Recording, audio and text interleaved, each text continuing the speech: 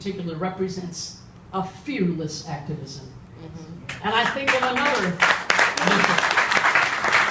I think of Bishop Desmond Tutu, who didn't vote until he was nearly 70 years old in his own country, who relentlessly risked his own safety to fight the evil of apartheid in his own country and to work for radical inclusion, which he does to this day. To follow Jesus with authority, leaders must risk our safety for the safety of others. I heard Bishop Tutu the first time in New Jersey at a National Council of Churches meeting right before the end of apartheid. And I thought, what's he going to preach about? Is he going to preach about injustice? Is he going to preach about suffering? Is he going to preach about apartheid? What's he going to preach about? And you know what he preached about? He preached about joy. He preached about the joy of serving God in the midst of the most important human rights struggle of the last century. Just amazing.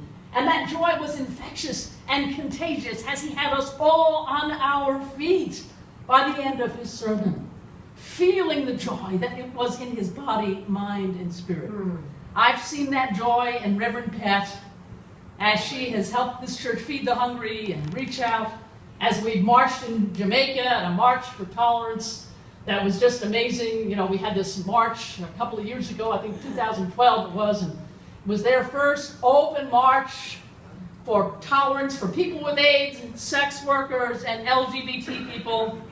And there we were marching down the streets of Jamaica, 110 strong, really nervous about being that small a group, but marching down the streets. The only clergy were MCC clergy. There we were walking down the street as young people who had masks on, especially the LGBT ones, took off their masks and held them up.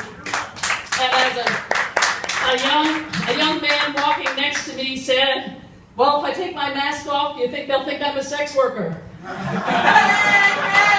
He was sort of hoping that it was a little more acceptable, perhaps, where he was.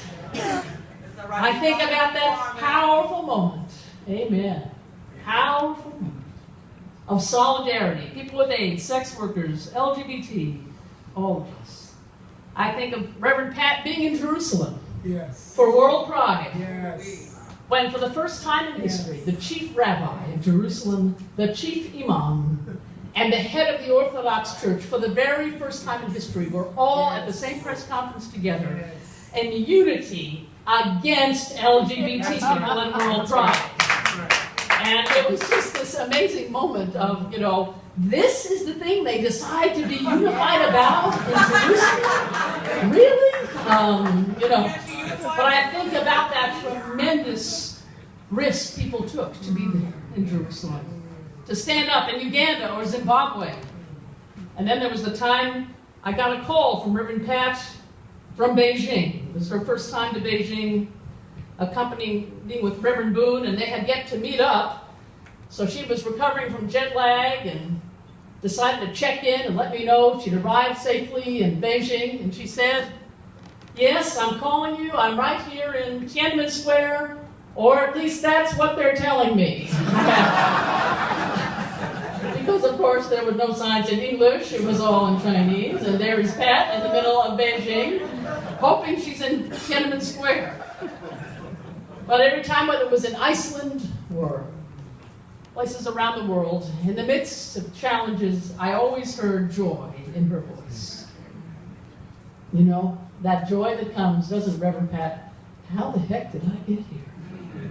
You know, how the heck did I get here doing what we're doing to change lives in history? Today, I celebrate your relentless compassion, your persevering prayer, and your fearless activism. And I'm so proud today to call you elder and friend. God bless you.